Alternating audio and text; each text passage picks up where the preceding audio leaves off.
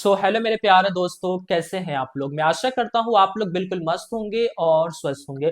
दोस्तों, आज के इस वीडियो में हम बात करेंगे कि हमारे पास कुछ कमेंट्स आए हैं, जिसमें ये कमेंट आया है कि अभी हाल ही में दो म्यूचुअल फंड हाउस ऐसे हैं जो एक बेहतर फंड लॉन्च किए हैं, यानी कि नया इनेफो आया था और वो इनेफो क्लोज भी हो चुका है। तो अब हम किस फंड के अंदर में अपने पैसे को इन्वेस्टमेंट करें।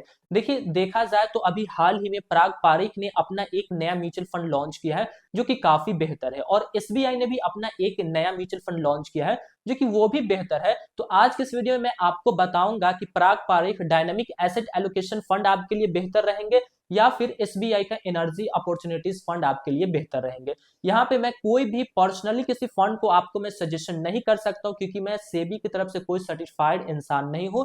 लेकिन यहाँ पे मैं आपको उन सभी फंड्स की बेसिक इंफॉर्मेशन दे सकता हूँ कि अगर आप इस फंड में अपने पैसे को इन्वेस्टमेंट करेंगे तो आपका पैसा इन जगहों पे लगाया जाएगा, इस फंड में करेंगे तो यहाँ पे आपका पैसा यहाँ पे जाएगा। ये सभी चीज मैं आपको यहाँ पे क्लियर कर दूंगा। फिर उसके बाद आप खुद ही डिसाइड कर सकते हैं कि आपके लिए कौन सा फंड बेहतर है। देखा जाए तो दोनों ही फंड बेहतर है और देखा जाए तो दोनों ही फंड खराब है। इसलिए आप शुरू से लेकर लास्ट तक वीडियो को देखिए ताकि आपको अच्छे से जानकारी मिल सके।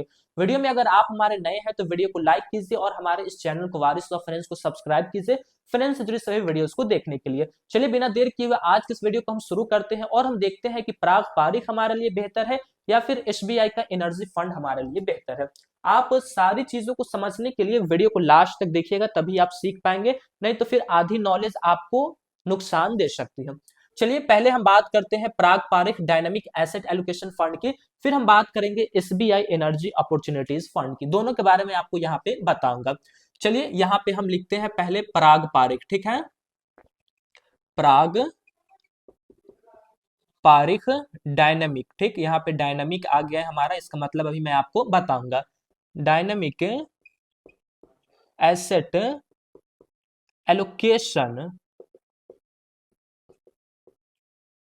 फंड, यहाँ पे नाम हमें पूरा देखने को मिलता है Parag Parikh dynamic asset allocation fund. Already इसके ऊपर जब एनएफओ आया था तो मैंने वीडियो बनाया था, काफी अच्छा रिस्पांस उस पर मिला है और कमेंट उसी पे आया है। यहाँ पे देखिए, यहाँ पे जो पराग पारिक है ये एक एएमसी कंपनी का नाम है, यानी कि म्यूचुअल फंड हाउस का नाम है पराग पारिक।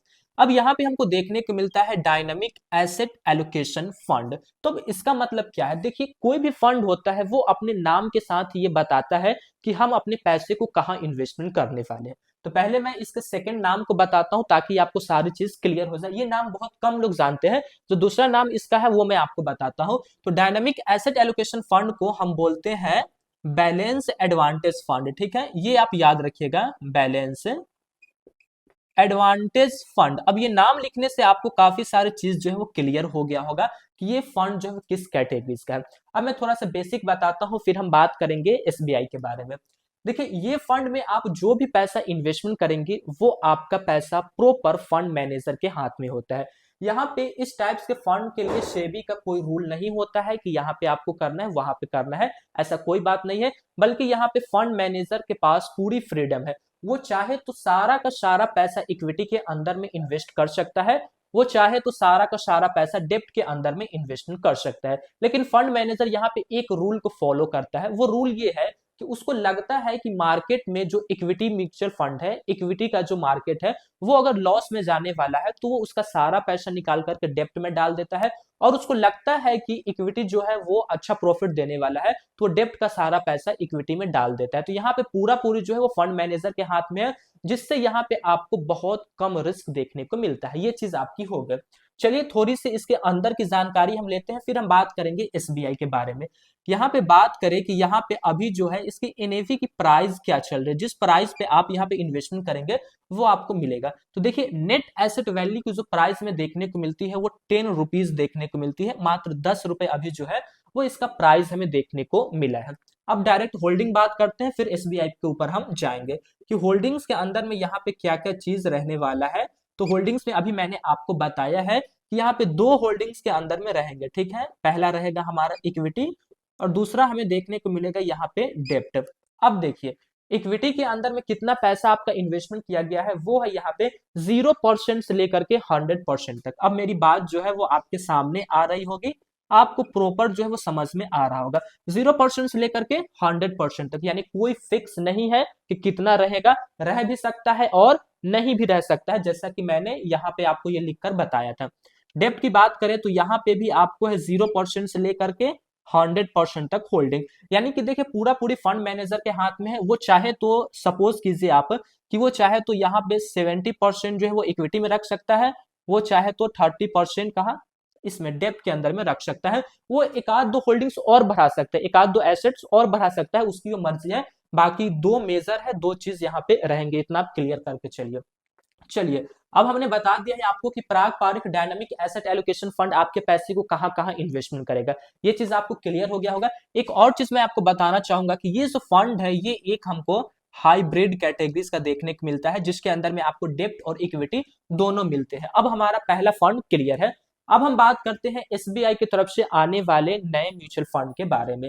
तो जो फंड लॉन्च किया गया है उसका नाम हमको देखने को मिलता है एसबीआई एनर्जी। ठीक, यहाँ पे क्या आ गया है, एनर्जी आ गया है, अपॉर्चुनिटीज। ठीक, अपॉर्चुनिटीज फंड, बहुत ही सिंपल सा नाम हमको यहाँ पे देखने को मिलता है। और ये सभी फंड जो है वो क्या हो गए हैं, वो क्लोज हो गए हैं। तो इसके बारे में आप जानिए कि ये किस टाइप्स का फंड है, कहाँ पे हमारे पैसे को लगाया जाएगा।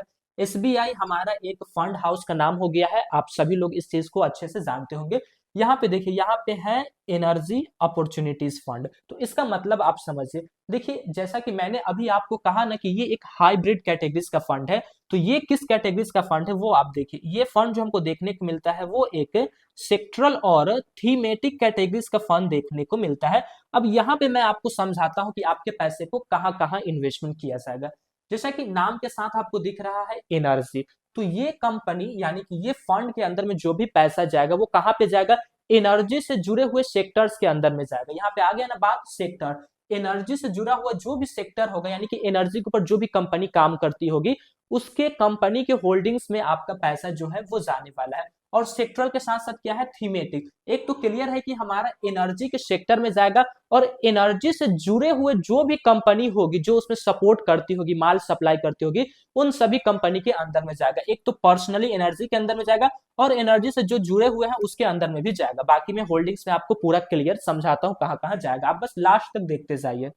पहले हम इसके बात कर लेते हैं एनएवी प्राइस की, कि यहाँ पे नेट एसेट वैल्यू का क्या प्राइस रखा गया है। तो यहाँ पे भी सिंपली हमें 10 रुपए ही प्राइस देखने को मिला है, दोनों ही सेम है, दोनों में एनएवी का प्राइस बिल्कुल सेम है। अब हम बात करते हैं डायरेक्ट होल्डिंग्स की। ये देखने के बाद आपको पता लग जाएगा कि यहाँ पे हम जो पैसे इन्वेस्टमेंट करेंगे वो हमारा पैसा किन किन जगहों पे इन्वेस्टमेंट किया जाएगा। तो कंपनी अपने वेबसाइट पे ये बताई है कि हम दो जगहों पे अपने पैसे को इन्वेस्टमेंट करेंगे।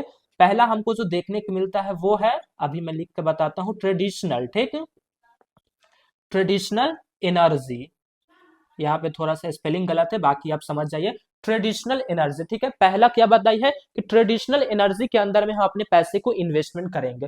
फिर दूसरा हमको क्या बताई है वो कि यहाँ पे हम न्यू एनर्जी के अंदर में अपने पैसे को इन्वेस्टमेंट करेंगे। अब ये दोनों चीज क्या है आप इसको जानिए, पूरा क्लियर आपके सामने हो जाएगा। जैसा कि ट्रेडिशनल एनर्जी के अंदर में आ जाते हैं ऑयल। अब जानते हैं कि गाड़ी चलाने के लिए क्या एनर्जी की जरूरत है, उसको एनर्जी किस चीज से मिलती है, ऑयल से मिलती है। वो किस एनर्जी में आता है, ट्रेडिशनल एनर्जी के अंदर में वो हमें देखने को मिलता है। तो ऑयल आ गया, ठीक है, नेचुरल गैस आ गया, उसके बाद क्या आ गए, कोयले आ जाते हैं, न्यूक्लियर आ जाते हैं, ये सभी किसमें आ गए, ट्रेडिशनल एनर्जी के अंदर में।